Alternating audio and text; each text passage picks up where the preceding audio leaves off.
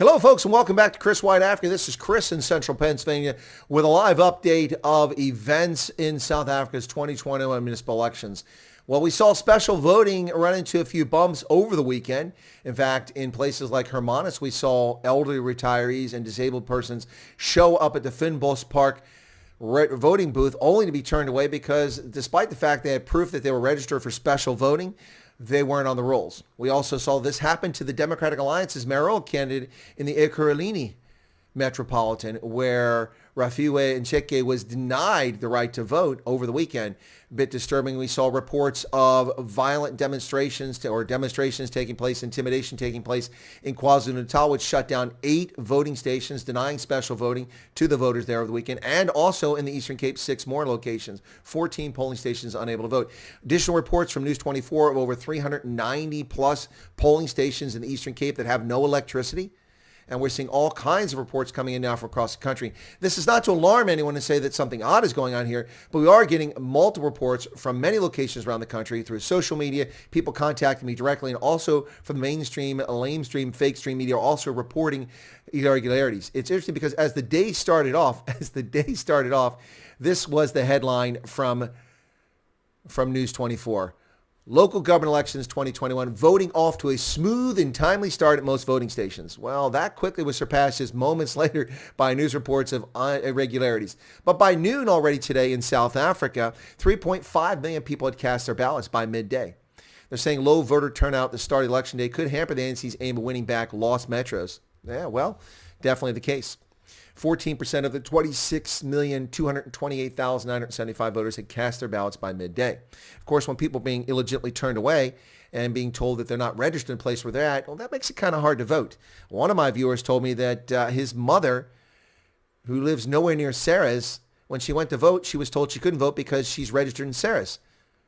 She doesn't live there, never lived there her entire life. Something odd is going on with the voter rolls in a number of locations here. And it is interesting that most of the reports I've seen have been coming from places where the Democratic Alliance performs well historically or they're challenging, not from other locations. Now, I'm not drawing any conclusions or links to that, but that is strange.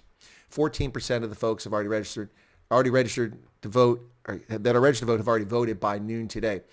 Now, why must I vote when I live in the dark? Disgruntled Soweto residents are refusing to vote, tossing rubbish and concrete onto the roads to block people from getting through. Some streets and roads in Soweto were barricaded by disgruntled residents demanding electricity and denying people the right to vote. The Chris Hani Road and other streets in Soweto have been barricaded as these residents are protesting. They are interfering with the election. Where is the South African National Defense Force? Where are the SAPs, the South African Police Service, as these people disrupt the election over service delivery? This is unconscionable.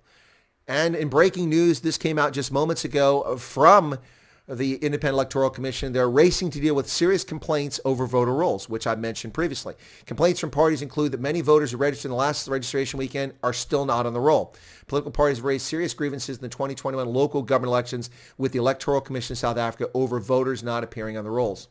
Many voters who registered a change of address have also complained that they are unable to cast their vote as a result of the new information not being captured and the IEC staff not adequately trained. Well, what we are going to see here, most likely, folks, and not at all surprising when this is all over, is the IEC blaming the fact that they failed to prepare for this election in the hopes that it would be delayed. And they're going to say, well, we didn't have time. We told you it couldn't be a free and fair election. You are reprehensibly wrong, Independent Electoral Commission, or should we call you the captured Electoral Commission? Serious complaints about the conduct, the behavior, and the lack of security, electricity, all of this comes to play here. And one will have to begin to question the validity of some of these municipalities and these wards where people are voting. This is disgraceful. This is absolutely disgraceful. You don't need a year and a half to prepare for this. You've had 5 years to prepare for this election. You have had 2 months since you were directed to have the election by the Constitutional Court, and you're still not prepared. You're still not executing. This is a disgrace, an absolute disgrace. Well, rainy weather in the Western Cape could be bad for the Democratic Alliance, according to James de Villiers, an analyst who says it could be bad, and turnout to support the DA could be down. Meanwhile, we see reports that, as Neil de Beer from UIM has said, being carried in the local press, Times Live, that small parties will eat the DA's lunch in Cape Town.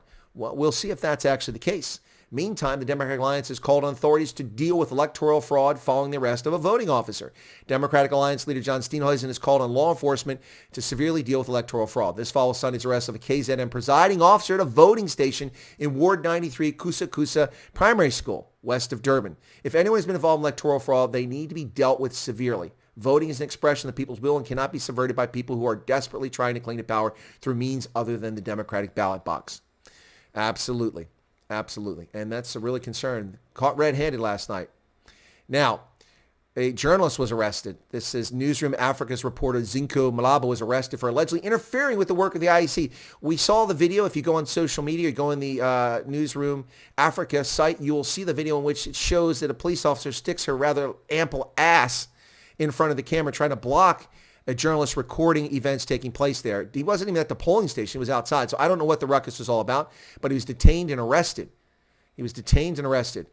Newsroom journalist Zinko Malaba. These and other things are very disturbing. Meanwhile, a number of localities around South Africa are reporting no problems whatsoever with people on the rolls, people able to vote, waits not being particularly long. Some waits are long. So it's an odd situation playing out across South Africa. It seems to me that the Independent Electoral Commission needs some oversight, some ombudsman to take a look at this organization because it is failing South Africa. First, it colluded with the ANC to prevent the election from occurring, and they'll deny that. But who benefited from delaying the election? The ANC. They were ordered to have the election despite their lame excuse that they couldn't do it.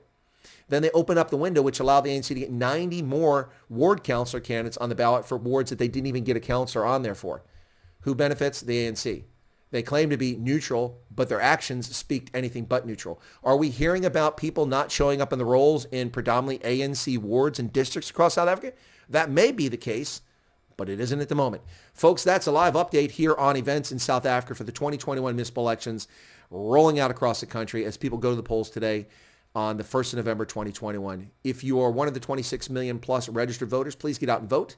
Turnout has been low early on. It should pick up as the day goes on. I'll have live coverage for 2 hours starting at 5 p.m. until 7 p.m. South Africa time coming up here very shortly. Take care of yourself, folks. God bless. Be careful out there and make it happen.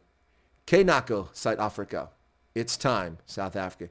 Change your narrative. Remove the angry, naughty children and their stepchildren. The EFF.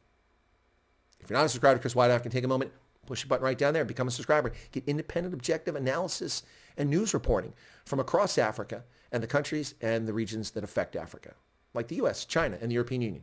Cheers, folks.